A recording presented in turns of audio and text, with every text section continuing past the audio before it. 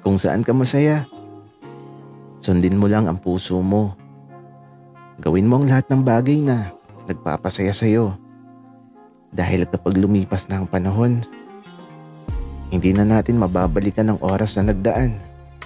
Kaya lagi mong piliin ang maging masaya upang sa huli ay wala kang pagsisihan sa mga oras na tuluyan ng lumisan.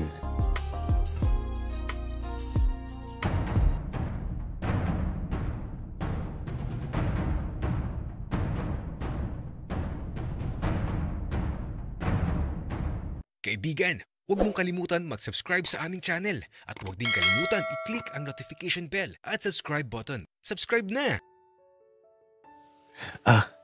Gagi. Eto na. Konti na lang. Malapit na. Oops. Teka lang. Baka kung anong iniisip nyo. Pero, baka tama ang iniisip nyo. Siyempre, ano bang gagawin ko sa kwarto ko kapag mag-isa lang ako? Walaan mo nga kung tama.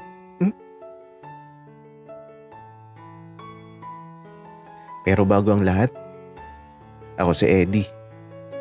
Nakatira sa probinsya, malapit sa kabundukan at mga palayan. At eto, ang kwentong sasagarin ko hanggang sa abot ng makakaya ko. Anak, may naghahanap sa'yo. Anak, buksan mo ang pinto. Bilisan mo anak. At nakakahiya naman kung paghihintayin mo sila dito.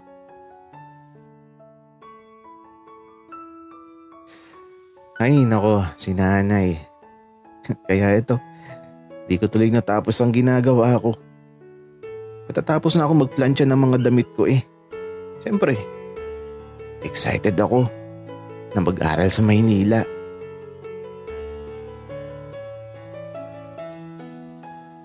Nanay, andyan na.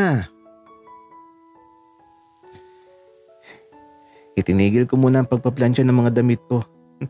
At eto, lumabas na muna ako kasi dumating na dito sa bahay yung mga magpapaaral sa akin sa Maynila.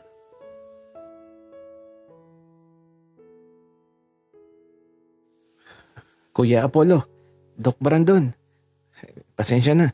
Nagpaplansya kasi ako ng mga dadalahin ko. Okay lang, Eddie. Pero, handa ka na ba? Kasi matagal kang mawawala dito. Wala na tuloy magdi-deliver ng pandesal sa bahay tuwing umaga. Kuya Apollo, hayaan niyo at kapag bakasyon na ulit babalik na lang ako para makapag-deliver na ulit ako ng pandesal sa bahay mong nasa gitna ng palayan. Eddie, kaya pala kami nandito para ibigay sa iyo yung allowance mo. At kapag may kailangan ka, mag-message ka lang sa amin. Huwag kang mahihiya. At eto, may iniabot sa akin na sobre si Kuya Apollo. At nang buksan ko, puro kulay blue na pera ang laman. Sobra-sobra naman po ata nitong ibinigay niyo sa akin. Eddie, sapat lang yan. O siya, di na kami magtatagal. Ayusin mo ang pag-aaral mo sa Maynila. At sana matupad mo yung mga pangarap mo. Opo, Kuya Apollo, Doc Brandon. Pangako po, gagalingan ko. Maraming salamat po.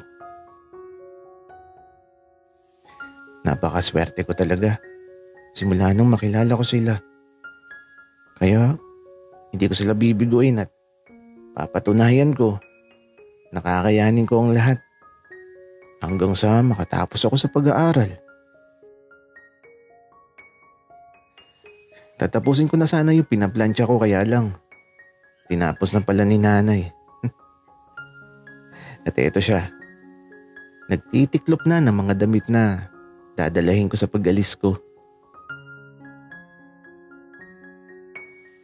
Nanay, ako na dyan. Anak, hayaan mo na akong magtupi ng mga damit mo. Nanay, pag-alis ko, huwag kayong malulungkot ni tatay. Oo anak, di kami malulungkot ng tatay mo. Basta ayusin mo yung pag-aaral mo doon sa Maynila. At huwag kang mag-aasawa agad.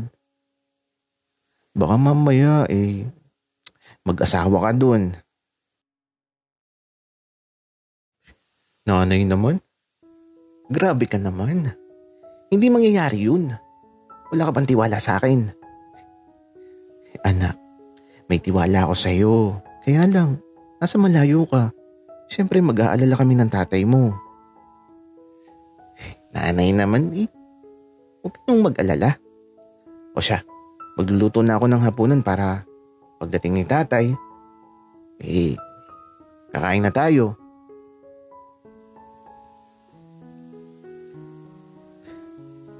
Sa araw na to, ako ang naghanda ng hapunan. At nang makauwi si tatay, sabay-sabay na kaming kumain.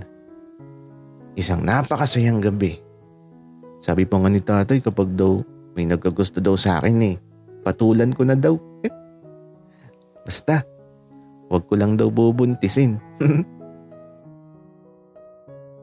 Ay nako, magkaiba talaga si tatay at nanay. Kaya eto, pagsapit ng kinabukasan, maaga pa lang inihatid na ako ni tatay at nanay sa sakayan ng bus papuntang Maynila. At pakiramdam ko habang nasa biyahe ako, sobrang kinakabahan ako tapos excited sa mga pwedeng mangyari.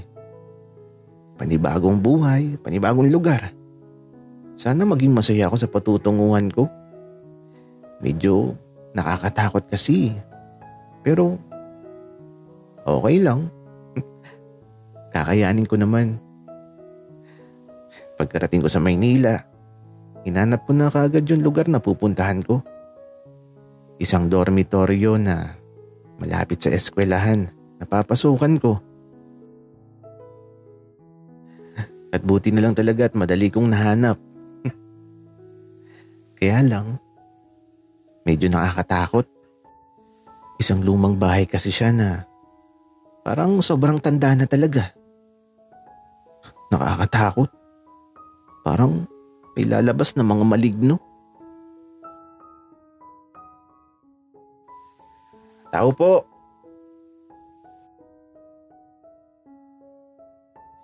Isang babae ang dumungaw mula sa bintana. Nakaputi siya na mahaba ang buhok. Kinilabutan tuloy ako at napaatras ako. Teka lang, hintayin mo ako. Agad siyang bumaba mula sa hagdanan ng dormitoryo. At nang buksan niya ang gate, eto, nakangiti lang siya. Pasok iho. Ako si Yoli. Tawagin mo na lang akong Tita Yoli. Tita Yoli, ako po si Eddie. Wow naman iho. Ang ganda ng pangalan mo. O siya, ipapakita ko na sa iyo ang silid mo. Sa pagpasok ko sa dormitoryo, isang hagdanan na yari sa kahoy ang dinaanan ko. Tapos, pumasok kami sa isang silid na may dalawang maliit na kama sa loob. Subalit, napukaw ang atensyon ko dahil sa mga larawang nakadikit sa dingding ng silid na to.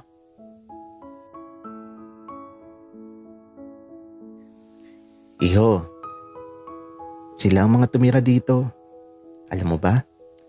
Halos lahat sila nagkatuluyan. Alo? Seryoso ba yan, Aling Yoli? Oo nga, seryoso ako. Pero Tita Yoli na lang ang itawag mo sa akin. Hindi Aling Yoli. Ay, sorry Tita Yoli. Sana mapatawad mo po ako. Ay nako, kayo talaga mga bata kayo. O siya, maiwan na kita. Kapag nagutom ka, may pagkain sa rep. Kainin mo lang ang gusto mo. Sige po, Tita Yoli. Salamat po. Habang mag-isa ako sa silid, nakatayo lang ako habang nakatingin sa bawat larawan sa dingding. Kung totoo man ang sinasabi ni Aling Yoli tungkol sa mga larawang to, di, okay. Wala. Ibig sabihin ba nito, lalaki din makakatuluyan ko?